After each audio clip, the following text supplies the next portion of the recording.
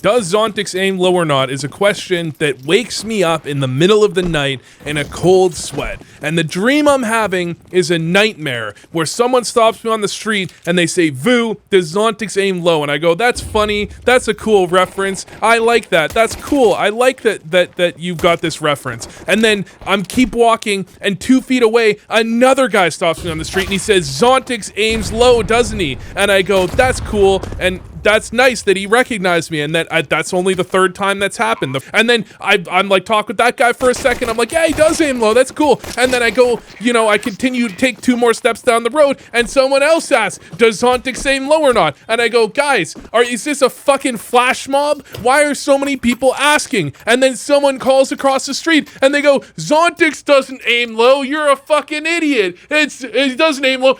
Calyx doesn't aim high either." And it's like, I have become the martyr for having eyeballs because I can see that Zont1x aims low and fucking apparently nobody else can. All I can tell, I look and I see where they're aiming and it's either low or it's high. And now just read the comments. Read the comments on this video. Read the comments on my last video. All the comments, every video.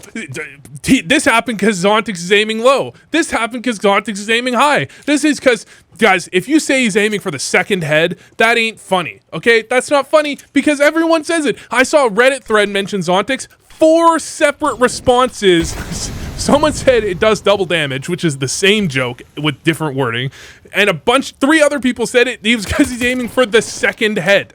Okay, now I want Zont1x to do well. The reason I have a problem with the questions about Zont1x and whether or not he does well, okay, I thought it was funny at first. It is kind of funny, but the reason I have a problem with it at this point is because for some reason, when I say Zont1x aims low, for some reason people have taken that and they think me saying Zont1x aims low is me saying Zont1x sucks. Those are 2 completely unrelated things, okay? Zont1x might be playing kind of bad recently. You might even say, if you were to compare him to his previous form, that Zont1x currently sucks compared to previous form Zont1x like 6 months ago. That's a statement you could say. However, Zont1x aims low for some reason, and I promise you, I know that you're listening to this and you're like, "Vu, that's not what people think." I promise you, that is for some reason what people think. People think, so when I say Zont1x aims low, people are saying, "Oh, would you look at that? Vu calling Zont1x bad again." And so I made a video on Zont1x having a bad game, and people were like, "What's your obsession with this guy? What did he do to you? Why do you keep calling him bad?" And I'm like,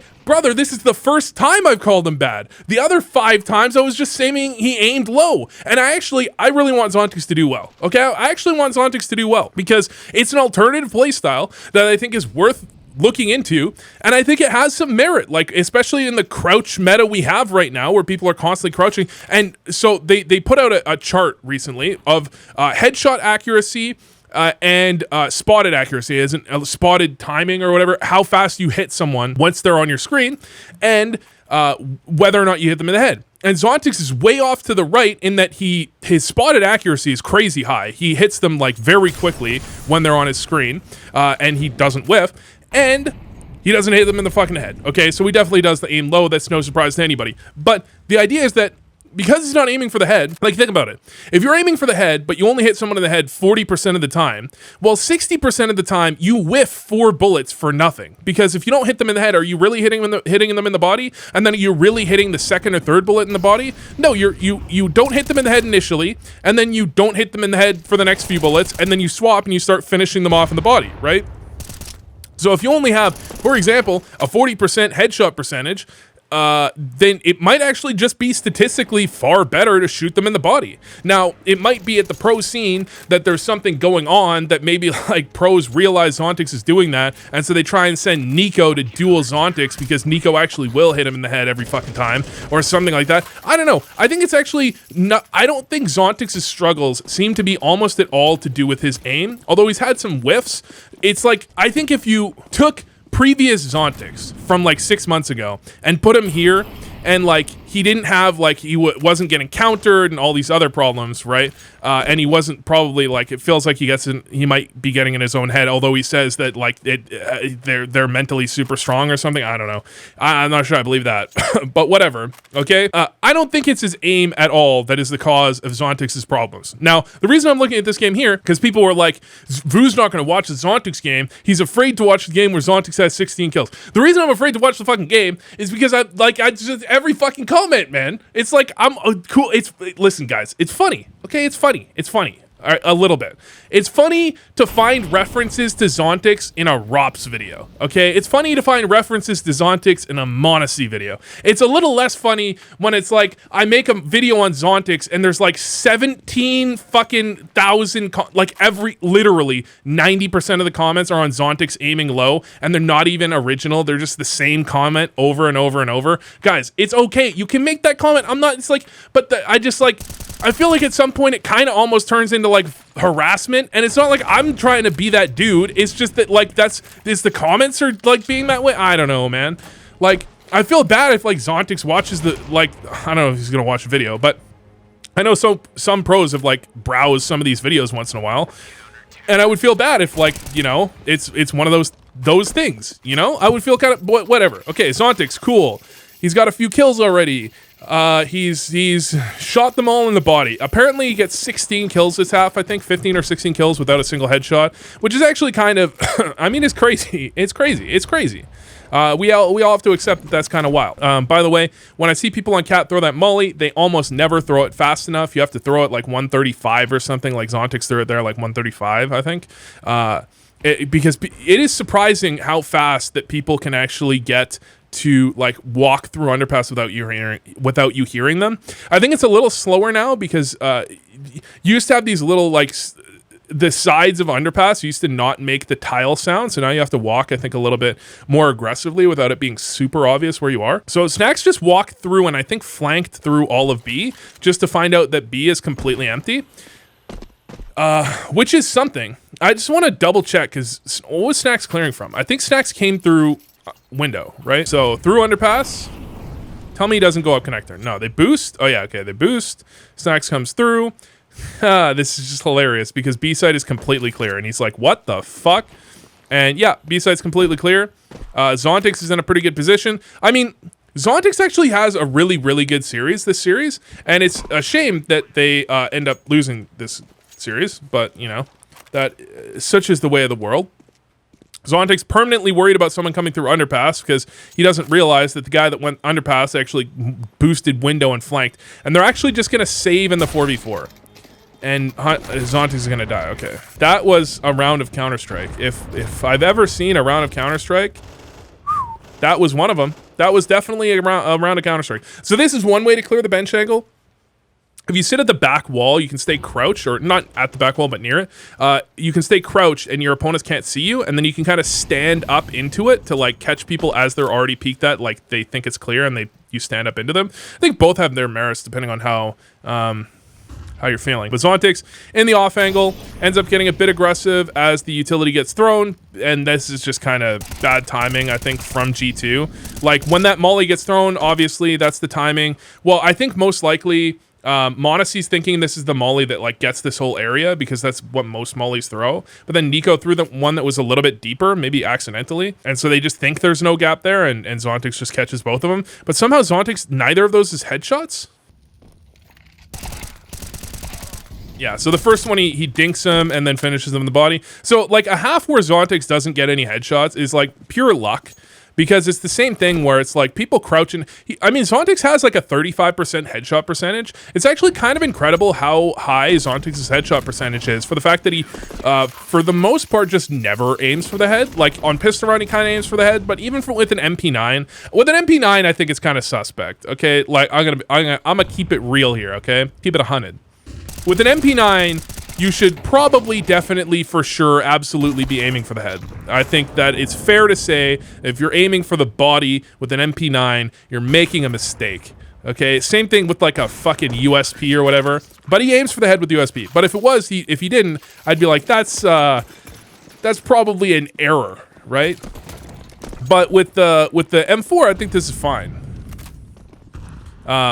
Nice 3K there. Mowed them. I mean, they had rifles too. That was mostly based on timing. The thing is, like, if you're like, think of like a Crims type player. Think of like, I'm thinking like, okay, Crims. I'm thinking maybe even a Flusha type player. Like a Snacks. No, I don't know if Snacks is the right one. Like a Get Right, like back in the day. Like these types of like lurker players, or just players that are, I don't even want to say lurker players necessarily. Support players, lurker players, but it's just players that kind of have a tendency to kind of catch their opponents off guard. And that kind of lends itself to the lurker position, but there, you know, some players just kind of do that in general. They catch their opponents off. I feel like those are and anchor players as well to some extent. Like situations where you just need to guarantee your one and you've done a good job, which is like great for lurking, because if you're lurking, you guarantee your one. Usually you only activate when it's like, oh, if I get this kill, I can gain a lot of space. So you guarantee the one, you gain that space, and then you die to the next guy, it's fine. These are the type of players where like this type of playstyle, aiming for the body, feels like actually pretty effective. Like it kind of, that's why I feel like Zont1x and Donk feel like they've had like a certain amount of chemistry, in that when you have Donk on your team, do you necessarily really need to be getting multi-kills consistently? Probably not really. You got you got Donk and you've got Shiro, right? Like you don't need that many multi-kills. Just make sure you always get your one, right? Make sure you always get your one and get some damage on the second guy, and you've got a team that can absolutely win you the round afterwards, or set you up for a round win beforehand, and then you kind of bring it home with that couple of kills there. And Zont1x was like people call him the body shot merchant, but he was kind of like the guaranteed kill merchant. I don't know if that's the right wording, but he really was like for a while. See, this is one where he's just supposed to get that kill because he's not aiming for the body. This is a kill you're really expecting him to get because he's not aiming for the head to begin with, right? Because he's aiming for the body to begin with, he has a massive advantage when an opponent doesn't hit him in the head immediately. And so that's not the body shot aiming. I mean, in theory, it's not really the body shot aiming that's causing the problem there. It was that Nico just turned and sprayed him down to the body, and Zont1x did like a burst and then tried to reset, I guess because it was kind of long range. Whereas like, I think Donk at that range probably just, it's a long range to be spraying from, to be fair. But like when I see like Donk especially, Donk would probably spray him down at that range. I mean, Donk sprays people from hell to red box on nuke, and with an M4A1S, I feel like it's not that like crazy long range. I don't know, but I don't think the body shot aiming was the problem there, right? That was just unfortunate. But the comment I was making is that Zont1x was kind of like he would always get his guaranteed kills, you know? And I think that's like so important on a team. Like if you look at any of the best teams, like the GOAT teams or the GOAT potential teams that have been throughout history, they kind of always have at least one player that is just like the rock, you know, the consistent rock, where it's like, we know that no matter what, this guy's always going to have at least a pretty solid game. If they go to his bomb site, he's always getting one or two. Like I'm thinking Crims specifically for Fnatic. I'm thinking like Magisk. I don't know if Magisk necessarily, but to some extent Magisk for Astralis. Like, there was another team along the way that I was thinking of, like LGSK, right? Like they've got like they've all got like these consistent players that sometimes you look at a team like FaZe that's like, in theory it might be a bit of a super team, but it becomes complicated. And I talked about this somewhat in defense of Hooksy at times, that like when you have a player like Nico who's fantastic but sometimes just has bad games, it's like it can be tough to actually find consistency with that. Because what are you supposed to do? Are you supposed to not build around Nico, or do you just like lose sometimes when he has bad games? Like you have to have like a crazy fallback option, right? That's why I think there was some merit to the idea that like part of what allowed Na'Vi to be as consistently successful as they are recently, part of that is because they don't have a star, so they don't have a player that you necessarily rely on. And if I look at like my reliance rating or whatever I called it, like they don't really have a player that is that high up. They have Bit, who's fairly high up in the reliance rating, but nobody else is even on like the list above like 50% or above 1 or whatever. Because I think if someone's doing bad, everyone else can has the agency to kind of activate. I don't know how I got off on that tangent, because what I was really talking about is I think that's one of the biggest downfalls of Spirit, is that Zont1x was that consistent anchor. I don't want to say anchor, like the consistent rock. Like, he would always get his job done. He would always do his job, right? And recently, he's just had games where he's just really struggled. Like, he's just not been kind of doing the play that he's been known for. And when you have that, then you don't have that third piece on top of Shiro and Donk. And I think without that third piece, especially with the way sometimes Zont1x gets kind of targeted, and a lot of the time on site hits, he ends up being off to the side. Like, he's in Palace on a lot of their A hits, a lot of Spirit's A hits, that is.